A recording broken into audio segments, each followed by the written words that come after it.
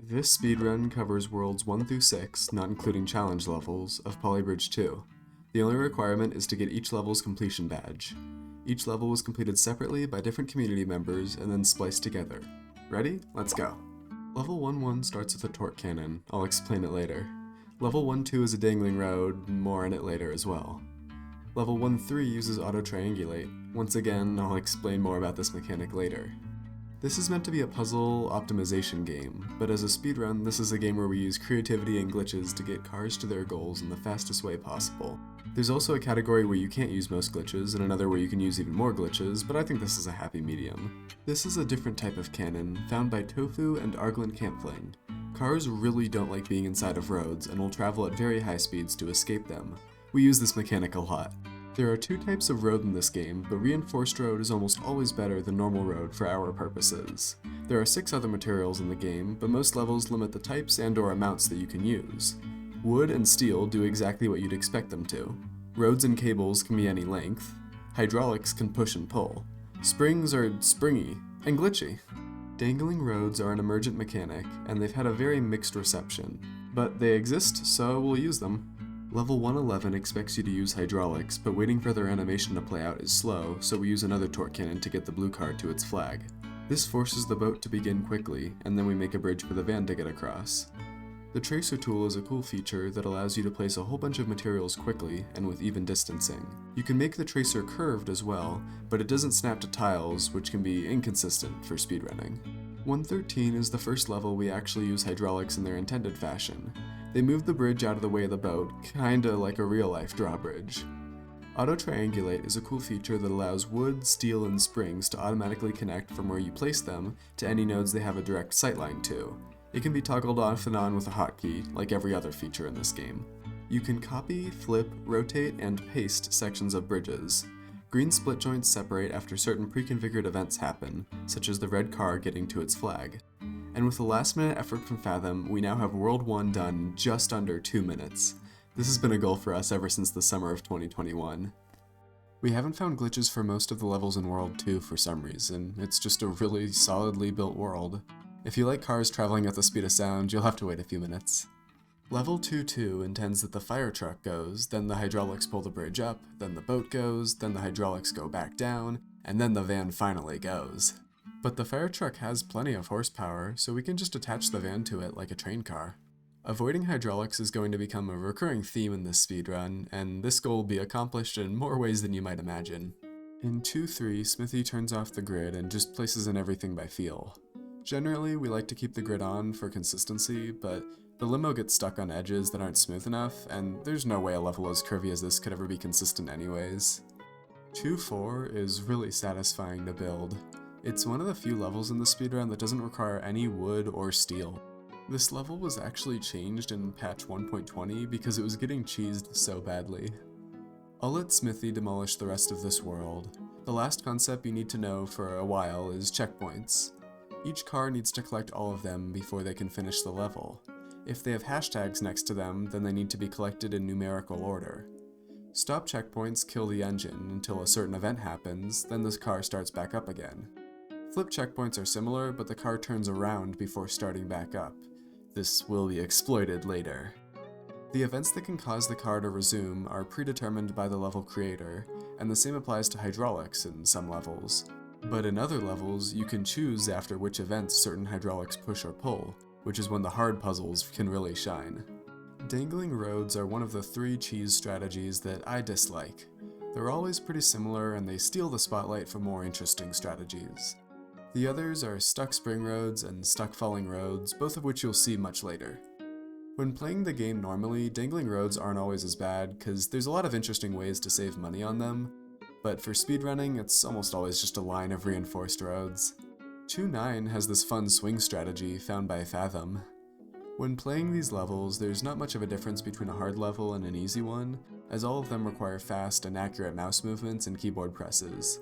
From a casual perspective, World 2 does everything perfectly. It's difficult enough to keep the player interested, and it focuses all the attention on improving the player's bridge building techniques, which will need to come as second nature by the time they reach the more puzzling levels later on. This might be a good time to mention that this game is firstly a puzzle game, secondly an optimization game, and about 38thly a speedrun game. But even though it's not intended, speedrunning just comes so naturally to it.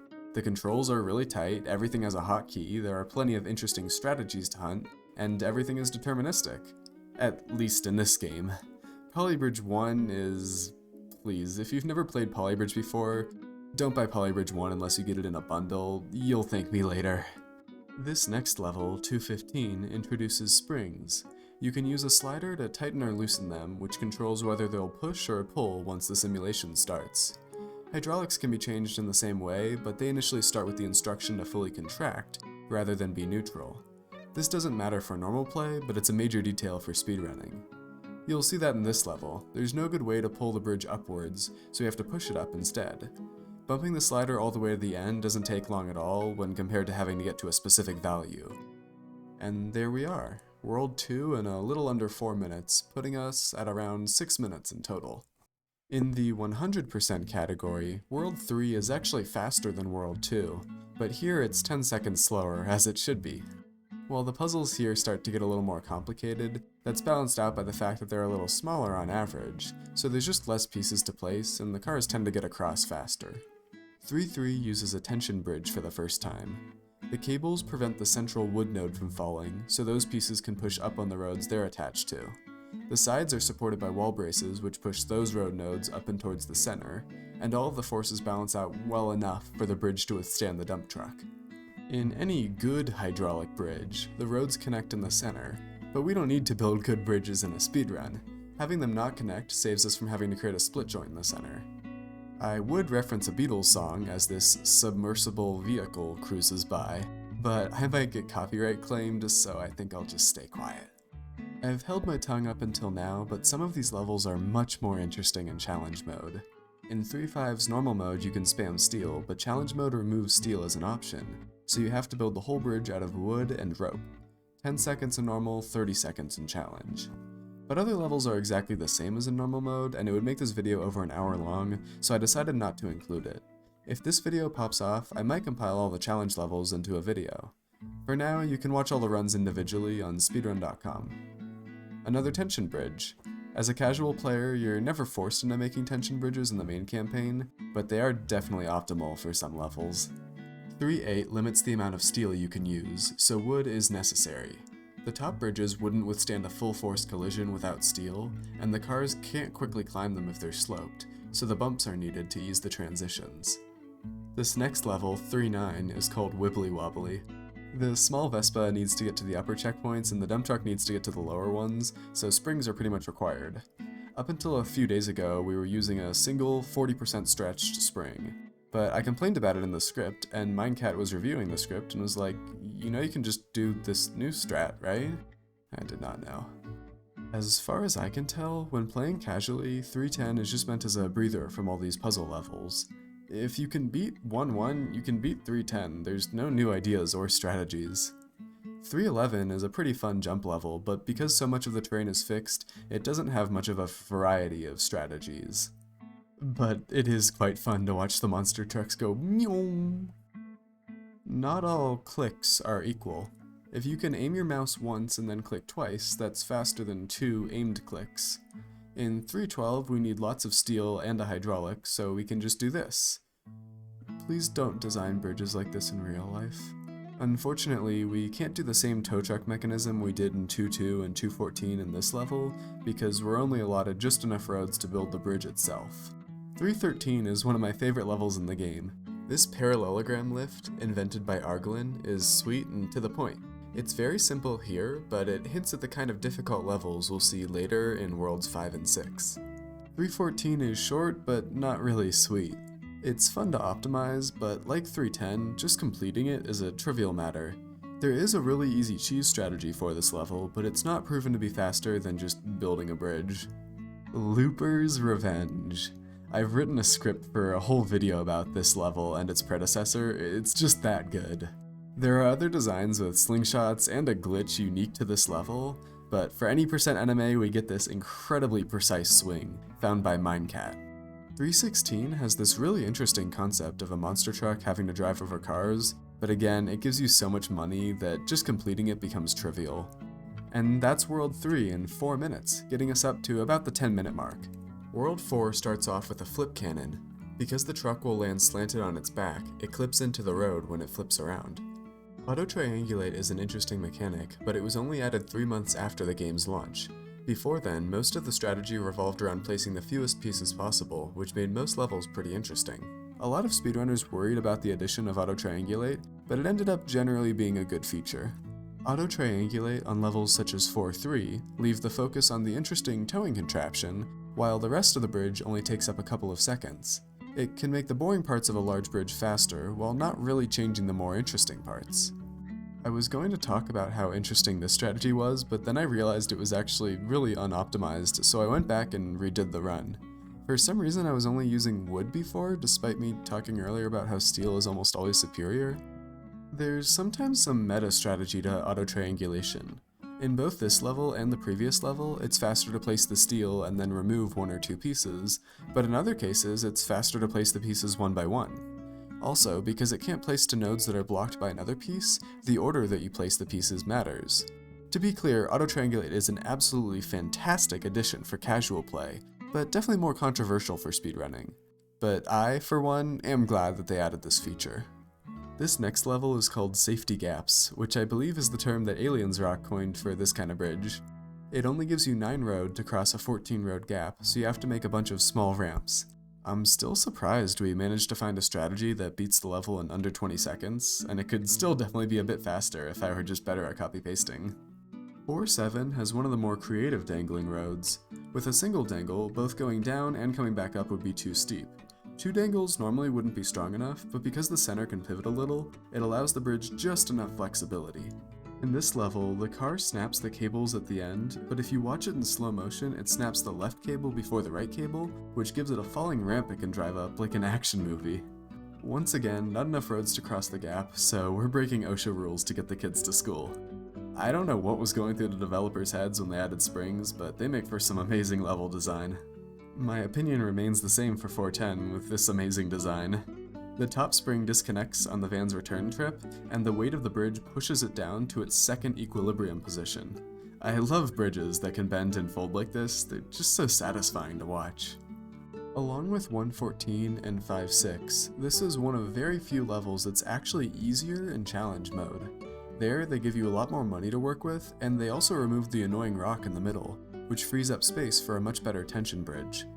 But the strategy for 100% is quite interesting in normal mode, using wood in lieu of rope due to how auto-triangulate works. This level is quite fun, using a moving floor to allow the orange buggy to get to its flag.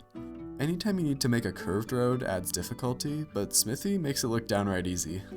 Earlier, I talked about how cars really don't like being inside of roads.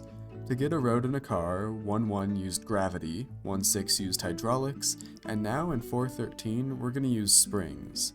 Without this glitch, the fastest strategy is to go around the blimp and not use hydraulics, which is just barely possible, but very finicky. Out of the many self-imposed challenges people like to play this game with, 2 are very popular. Low percent, which tries to beat every level with as few pieces as possible, and grid percent, which tries to make the cheapest possible on-grid design. That spring cannon stole elements from both. 4.15 is one of my favorite levels in this game. It's quite small but requires a lot of thinking and planning and has so many different strategies.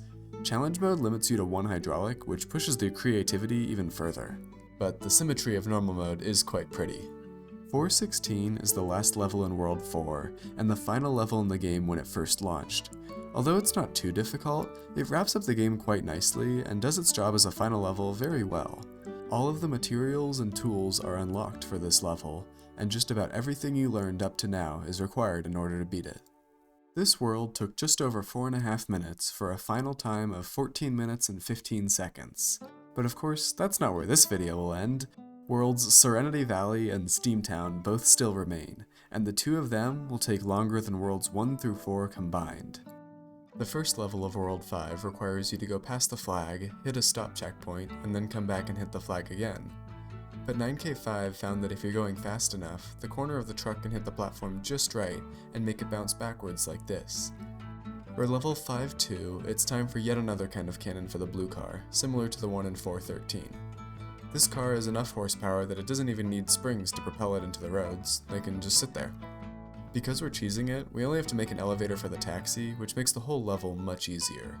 For some reason, I was using a design with hydraulics on the bottom, which requires a lot of extra supports, but a few days ago I realized that having the hydraulics on the top actually saves 4 seconds. Smithy found a very strange glitch for this level a while back, and with the help of Droneyberry and Scooshy, Minecxt optimized it to this. Somehow the road gets jammed inside of the chopper, so of course they both try to escape each other at high velocity. This level has a really interesting design. The plane would destroy the top road, so you have to move the roads into place after the plane passes, using the dump truck. This strategy uses springs to make it so that the bridge really wants to be in either of 2 equilibrium positions. At the beginning, it really wants to stay in the first position, but the dump truck is powerful enough to push it past its peak, and then it easily slides into its other stable position. This level is really cool conceptually, but for it to work, they had to make the vehicles move really slow, so it's kinda boring for speedruns. Halfway through January, I closed submissions for this video because otherwise it would never get done. While recording this video, I noticed a few bridges that could probably be improved a little, but I had promised that I wouldn't redo them. But this level was so incredibly unoptimized it hurt. The budget is only $50,000, so the design for 100% needs to be very precise and can't just spam in steel.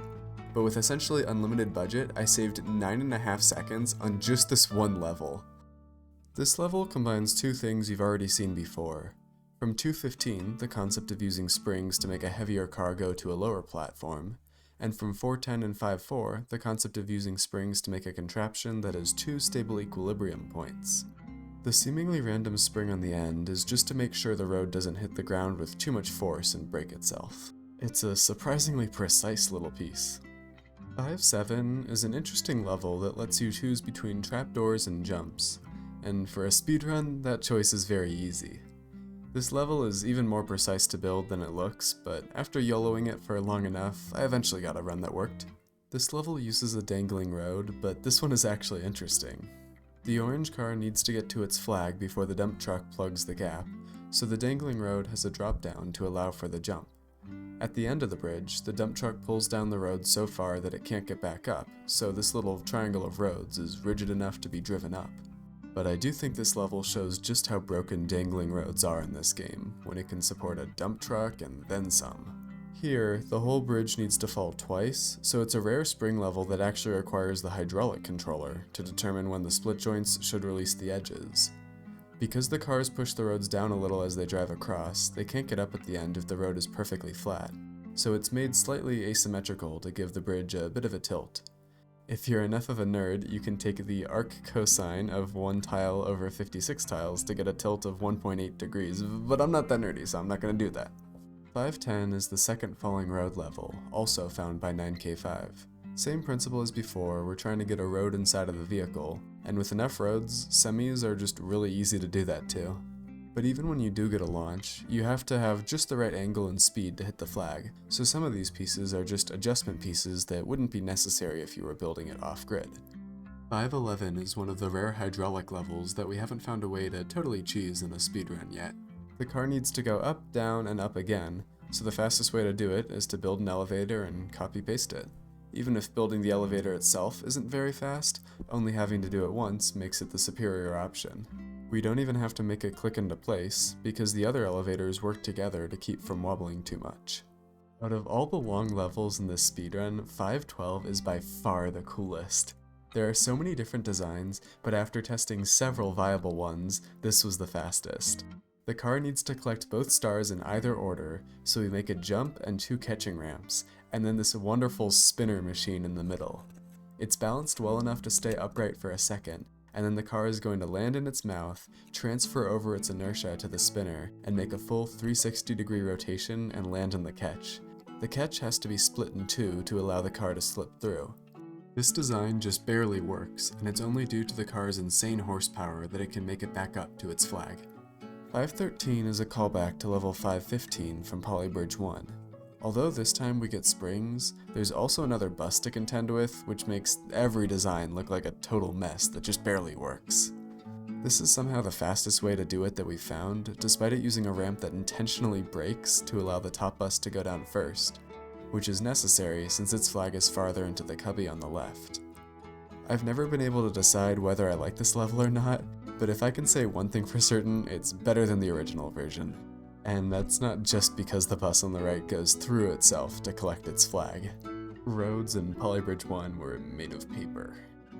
514 is a massive level.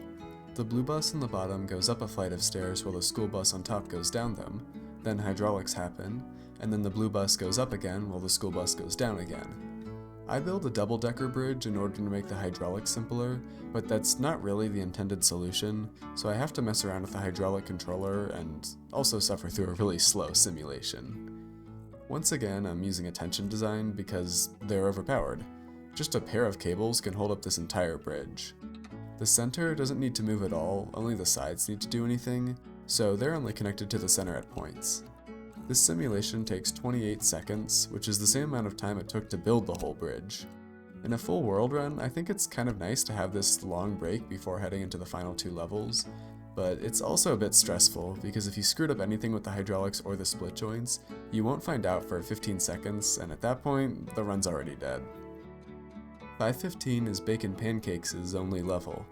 It has 3 different cars that need to hit 3 different checkpoints, then land in 2 different places. The ramp is obviously rigid, but the catches are rigid too, which I thought was strange. But the cars just really aren't very heavy at all. The thing in the middle is weird though. It started out as a really long catch from the right side, but then we realized that if it was floating in the middle, held up by cables, it could be smaller and more flexible.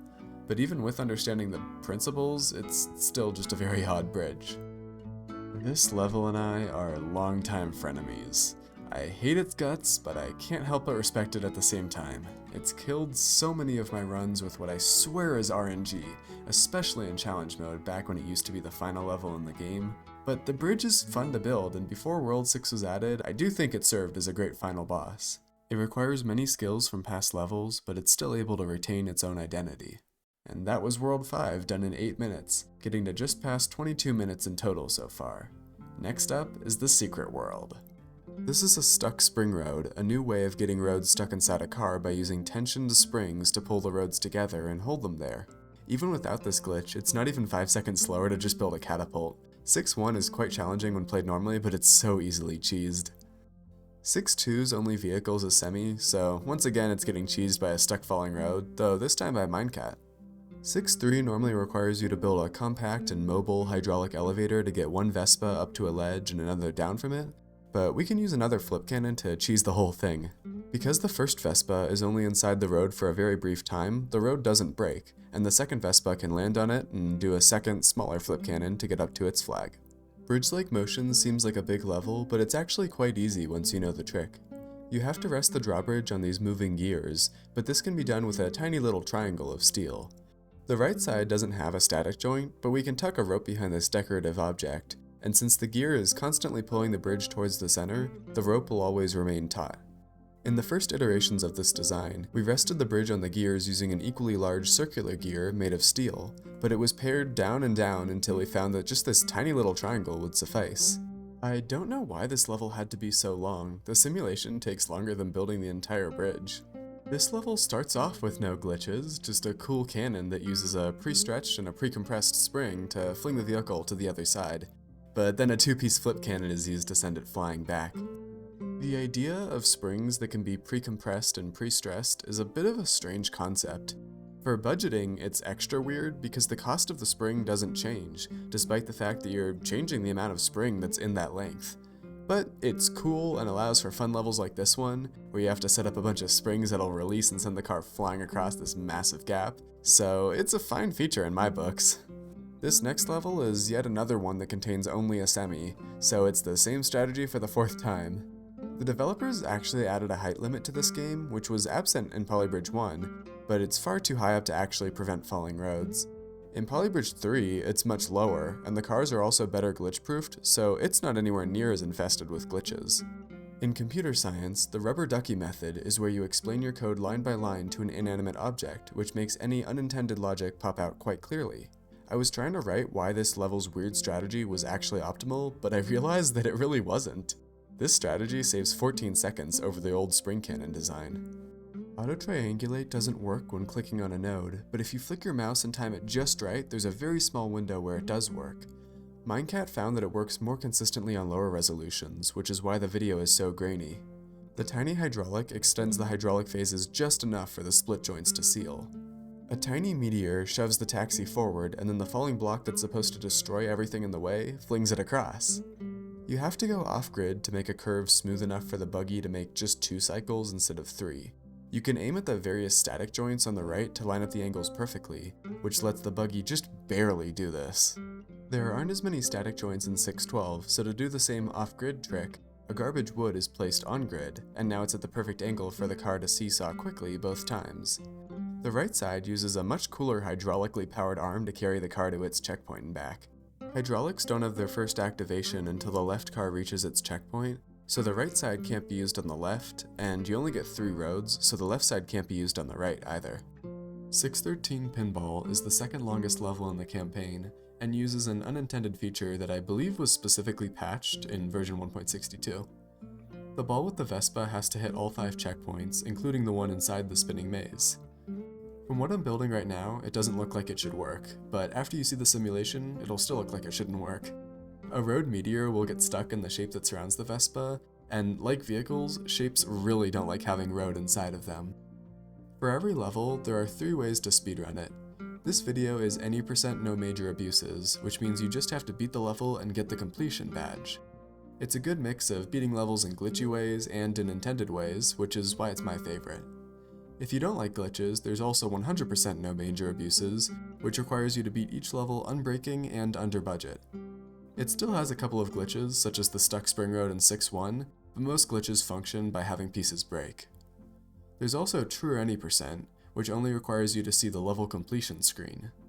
Whenever you start the simulation, the game does a double check to make sure everything is in proper order before it can submit your run to the leaderboard. By using glitches to create pieces that are far longer than they should be, this check will kick in, and even though you see the level complete screen, it's not a valid completion. This illegal length material glitch is extremely powerful, and turns this 31-minute run into a 17.5-minute run.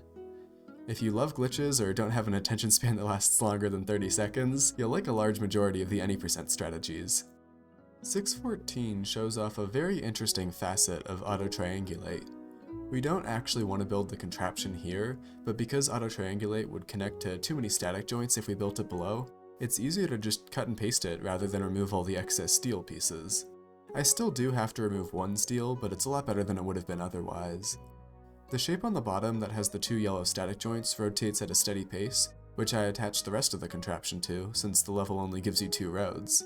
This strategy is way too cool for me to have invented, but even after asking the Discord, I couldn't find the original inventor, so I'll just attribute it to my best guess of Smithy.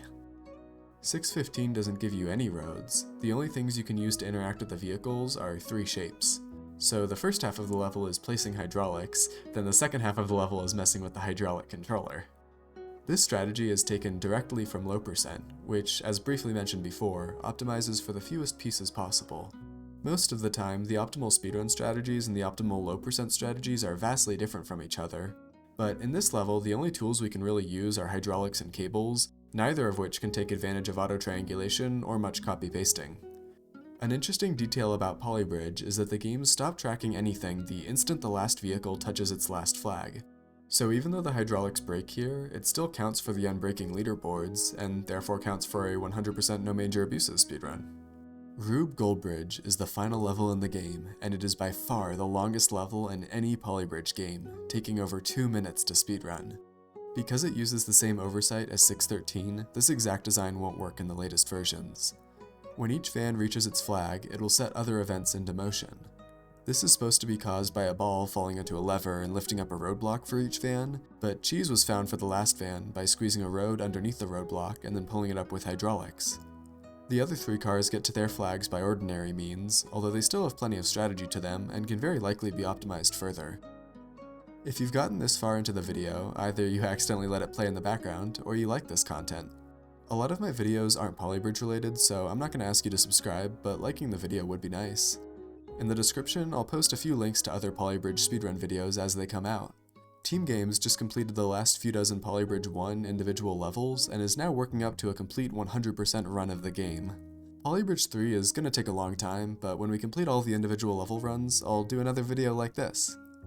When we get Bonus World 2 completed in this game, I'll post a video compiling both of them together, although I'm not sure if I'll commentate it or not. I might also compile all the challenge levels into a video, as while some of them are identical to those in this video, there are many unique strategies. My favorite of these are a unique glitch on level 315 and a gravity-defying level 512. There will also be a link to the Sum of Best document that nicely displays all of these runs, as well as a link to the speedrun strategy sheet, which has instructions and pictures for designs of every level in all 3 Polybridge games. There are also tons of amazing Polybridge videos that aren't related to speedrunning, such as the work done by Raid Captain and Arglin Campfling, but if I included all of them, I would hit the character limit. This video has taken a combined hundreds, if not thousands of hours from dozens of members of all parts of the Polybridge community. Thank you to all of them for pitching in, and thank you for watching the accumulation of all our efforts. See you around!